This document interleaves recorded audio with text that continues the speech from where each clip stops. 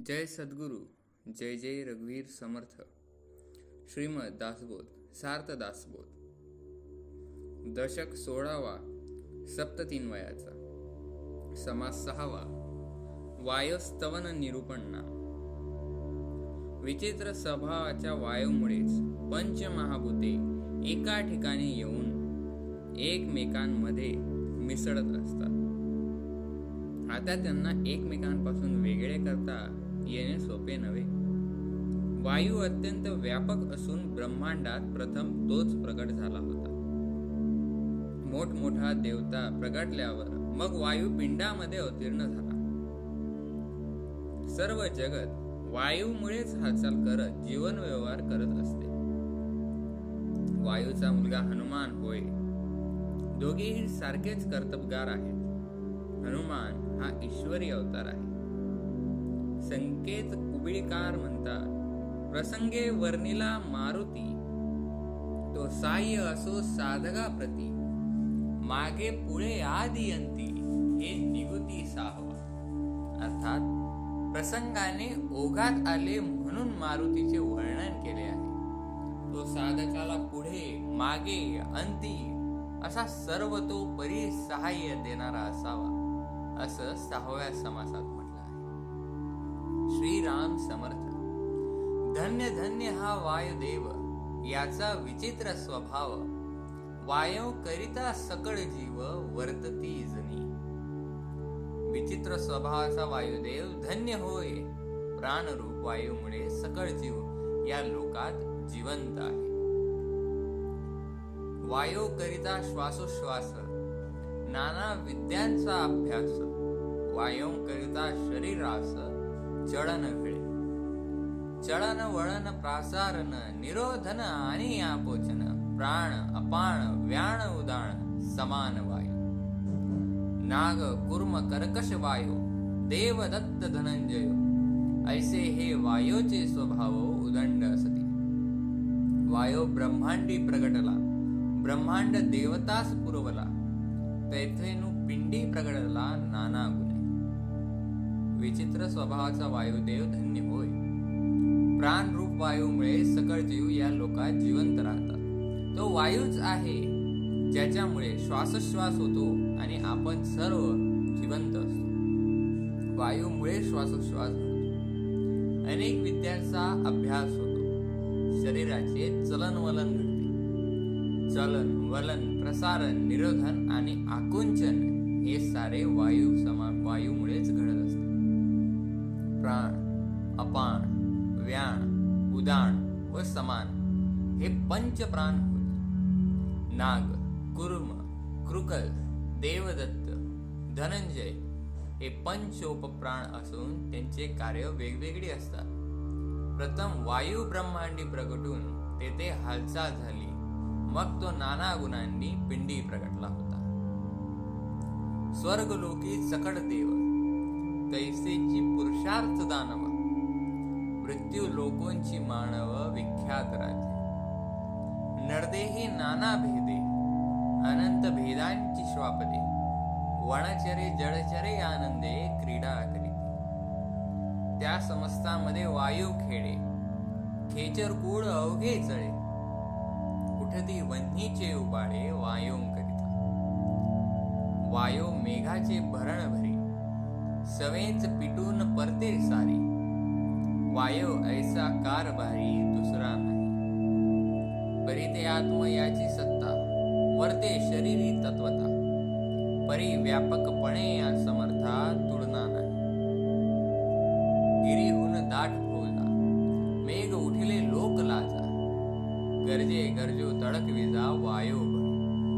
वायूमुळे स्वर्गातील सकळ देव तसेच पुरुषार्थ गाजवणारे दानव, मृत्यू लोकांचे मानव व विख्यात राजे, सर्व नरदेह, अनंत भेदयुक्त श्वापदेह, वनचर जळचर इत्यादी ही सर्व आनंदाने व सुखाने जीवन जगतात. त्या समस्यांमध्ये वायूच खेळत असतो. पक्षी कुळ हवेत संचार करत राहते आणि आगीचा वनवा भडकतो, तोही वायूमुळेच. वायू आकाशात बाष्प एकत्र करून मेघांचे भरण करतो आणि लगेच त्यांना पिटाळून लावतो. वायूसारखा दुसरा कोणी मोठा कारभारी नाही, पण त्याचा हा सारा कारभार अंतरात्म्याच्या सत्तेने चालत असतो. आत्म्याची ही सत्ता तत्वता व्यापकपणाने शरीरात कार्यरत असून या समर्थ वायूची तुलना कोणाशीही करता येत नाही. लोकांना उपयोगी पडावे म्हणून ढगांची मोठी फौज डोंगर माथ्यावरून गोळा करून मेघ गर्जना करत आणि बीजा कडकडत मेघवृष्टी होते, ती या वायुदेवामुळेच होते. चंद्र, सूर्य, नक्षत्रमाळा, ग्रहमंडळे, मेघमाळा ये ब्रह्मांडी नाना कळा वायोंकरिता. एकवटले ते निवडेना, कालवले ते वेगळे होईना, तैसे हे बेचाळ नाना केवीकडे. वायो सुटे सरारा, असंभाव्य पडती गारा, तैसे जीव हे निरा सरसी पडती. वायू रूपे कमळ कळा, तोची आधार जळा, तयात जळाच्या आधारे भूगोळा शेषे धरली. शेषास पवनाचा आहार, आहारे फुगे शरीर, तरी मग घेतला भार भूमंडळाचा. महाकुरुमांचे शरीर भले, नेनो ब्रह्मांड पालथे, पालथे घातले, एवढे शरीरे ते राहिले वायूची.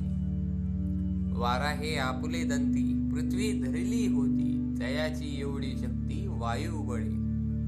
ब्रह्मा विष्णू महेश्वर, चौथा आपण जगदेश्वर, वायू स्वरूप विचार विवेकी जाणती.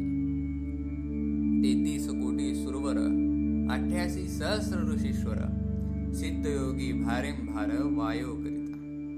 9 कोटी कात्यायनी, 56 कोटी चामुंडिनी, 8 कोटी बुतकानी वायू रूपे. म्हणजे चंद्र, सूर्य, नक्षत्रमाळा, ग्रहमंडळे, मेघमाळा इत्यादी या ब्रह्मांडी दिसत असलेल्या नाना कळा वायूमुळेच आहेत. वायूमुळे पंचभूते एकत्र आली असून ही महाभूतांचे पंचीकरण आता वेगळे करता येणे शक्य नाही. तसे पाहता हा गुंतळा सहज उलगतही नाही. भयंकर वादळ होऊन त्याबरोबर येणाऱ्या पावसात असंभाव्य अशा गारा पडतात. तसेच अनेक जीव त्या पाण्याबरोबर धर्तीवरही पडत असतात. वायुरूप सूक्ष्म कमळ कोक्षात ब्रह्मदेव राहतात. जळास त्याचा आधार असून त्या जळरूपाचा आधार घेत शेषाने भूगोळास तोलून धरले आहे. वायू हा शेषाचा आहार होय.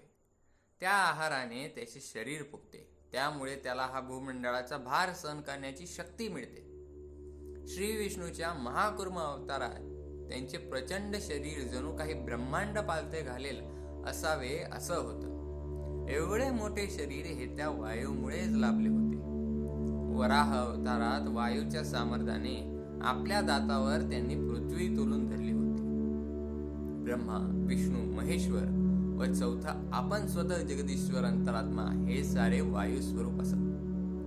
विवेकी लोक हे जाणून असतात. 33 कोटी सुरवर, 88 सहस्र ऋषीश्वर, असंख्य सिद्ध, योगी इत्यादी वायूमुळेच निर्माण झाले. 9 कोटी कात्यायनी, 56 कोटी चामुंडिनी, 8 कोटी बुतकानी हे सर्व वायुरूपेच आहे. भूते देवते नाना शक्ती, वायुरूप त्यांच्या व्यक्ती, नाना जीव नेनो किती भूमंडळी. पिंडी ब्रह्मांडी पुरवला, बाहेर कंचुकास गेला, सकळा ठाई पुरवला समर्थ वायू. ऐसा हा समर्थ पवन, हनुमंत जयाचा नंदन, रघुनाथ स्मरणी तनमन हनुमंताची. हनुमंत वायूचा प्रसिद्ध, पिता पुत्रास नाही भेद, म्हणून दोघेही अभेद पुरुषार्थ विषयी. हनुमंतास बोलीजे प्राणनाथ, येणे गुणे हा समर्थ, प्राणे विन सकळ व्यर्थ होत जाते.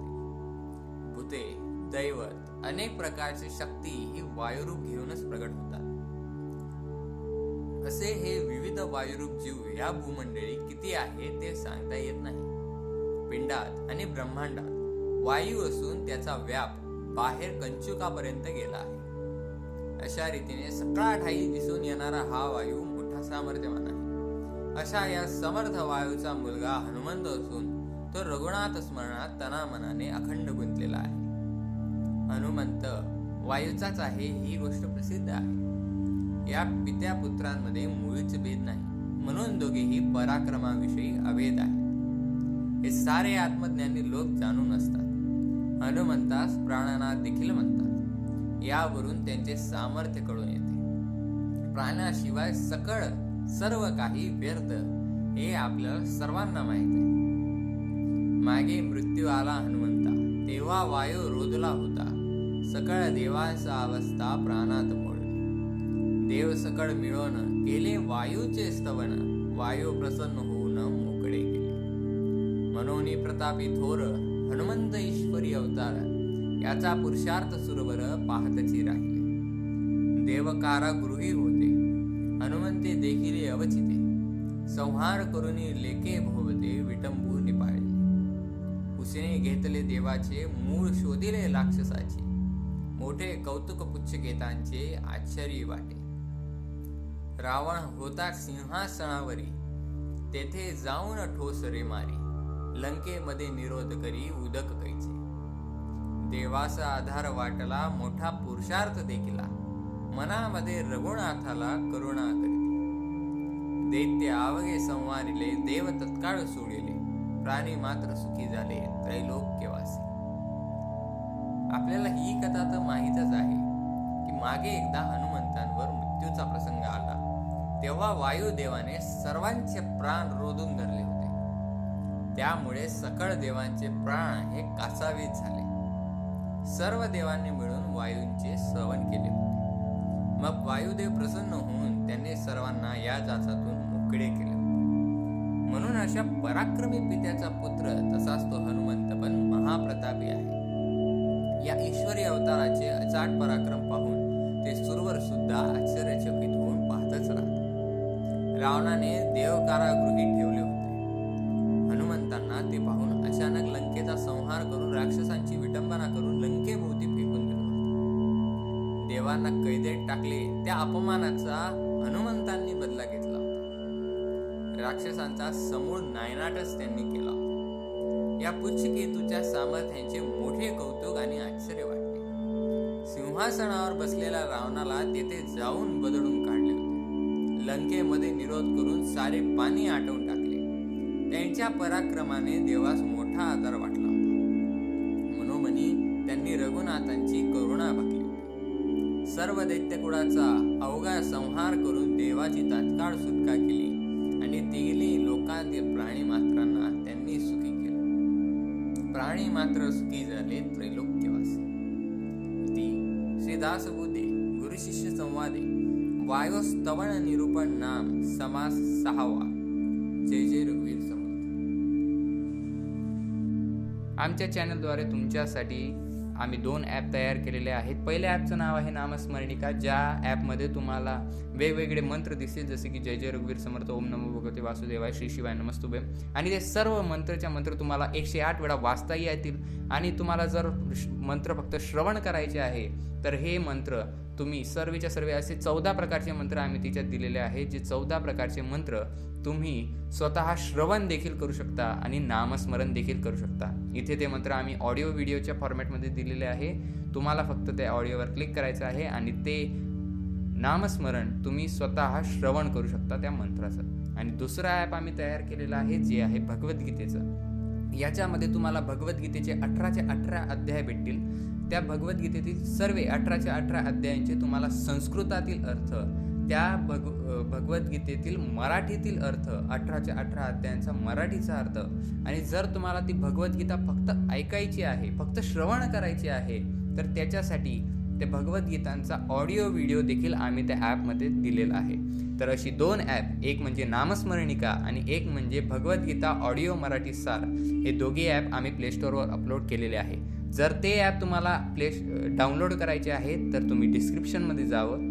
डिस्क्रिप्शनमध्ये तुम्हाला दोघी ॲपची लिंक भेटून जाईल आणि त्या लिंकवर क्लिक करून तुम्ही ते ॲप डाउनलोड करू शकता. ॲपलाही तुमचा प्रतिसाद असू द्या आणि ॲप आवडल्यास नक्कीच ॲपला रेटिंग द्यायला विसरू नका. आणि ॲप कसं वाटलं हे आम्हाला प्लेस्टोरच्या कमेंट सेक्शनमध्ये नक्की सांगा. तर भेटूयात पुढच्या व्हिडिओमध्ये.